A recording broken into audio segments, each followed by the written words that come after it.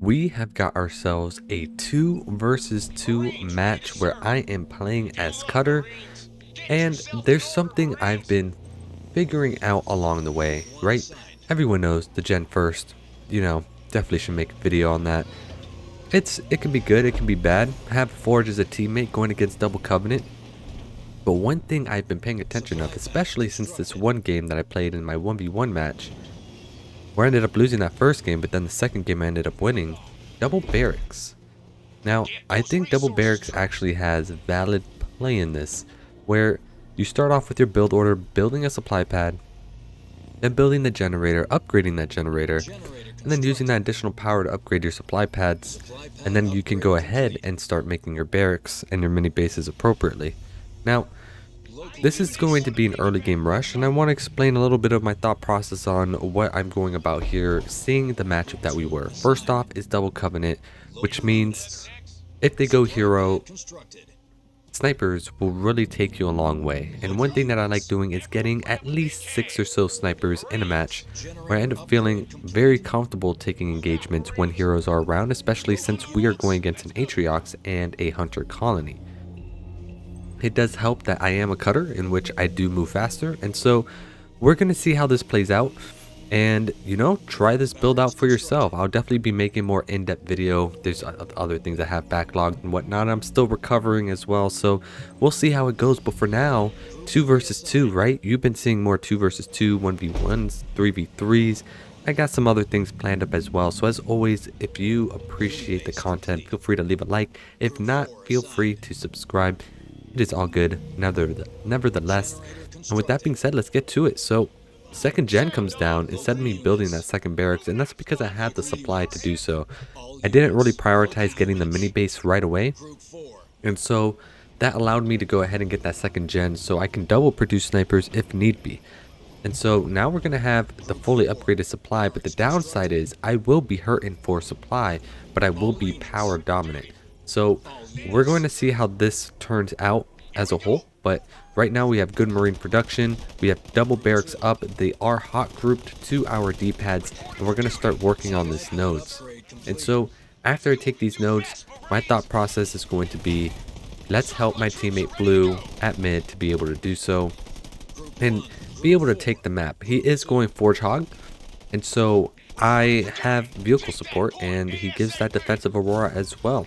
And so hopefully he ends up using it in a way that's, advantageous for us as a team. But our army is going to continue our production. We're going to start working over to middle, and we're going to see what is happening over there. Right now, Forge Hog is working on that node, and they're going to end up capturing it themselves.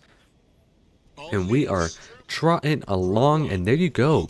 The colony actually went living barrier, and so now I'm caught in a weird position. So I also went mines here mainly because Covenant can't actually scout this unless they make engineers. So that means I'm going to be able to have a little bit of a position advantage as well. So the Forge Hog has shown up.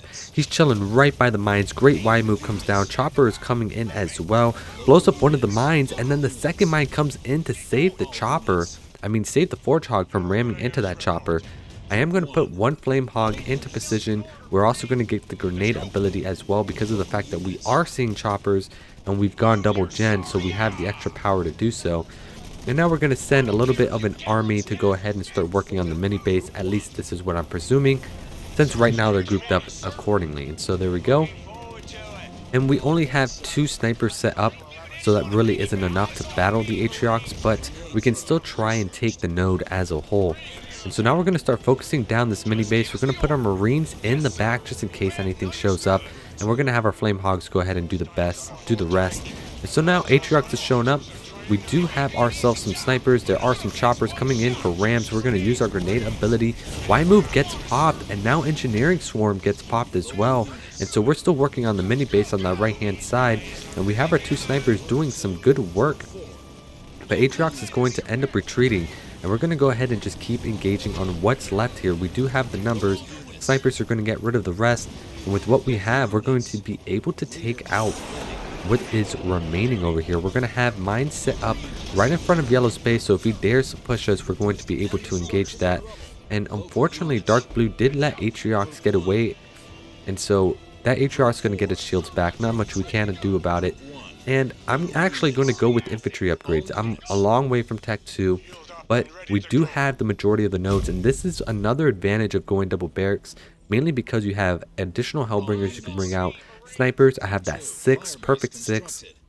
And now we're actually going to spot an enemy second base. And so I get to safely expand while now putting pressure on the enemy on their side. And so they do have a chopper, and that chopper is going to immediately get taken care of. There's not really much health remaining for it. Our mines will start to continue to come back to us. And we're going to position our snipers in a way where we have good spread. And now we could start focusing down on this base. We're going to pop that grenade ability right now because there isn't any choppers that's going to pressure us. And now we're just going to try and take out this base. And it's looking pretty good so far. And so Forgehog has come in to help reinforce. We got the ODST drop. We are now getting Tech 2. And we're going to keep making the Hellbringers. We're about to get max pop once again. And here we go. Hunter Colony has shown up. And this is what I was talking about, getting the 6 snipers. So we're starting to focus that down. A Hunter Brand comes in, which really does some good work against my army. Took out a couple of my units, but we did get rid of the Hunter Colony. And now we have an Atriox that we have to go ahead and deal with. ODST drop is going to come down. We did lose one sniper, but we are going to take out that hero. And now we're going to drop down the mines as well on the turret base. And things are looking incredibly well for us. Our economy is booming now. We got additional supply pads coming in. And there you have it. Yellow ends up self-destructing from this game. Now I know this is a very short, sweet, simple game. I wish it could be longer, but unfortunately, I want to see what type of pressure this does and see if players are going to start adapting to this, right? I want to try and explore new metas and new ways to play this game. And I do think that there is a play for double barracks as well as double raid camp. That's something I've been trying a lot with Arbiter, but I think a good way to stop this play in general is to counter that with suicide grunts and make some other infantry and brute hammers as well. I would love to see how that would play out. So, you know, let me know what you think about this build order. It's still very fresh. This one had a 2nd gen. Sometimes I don't even go 2nd gen.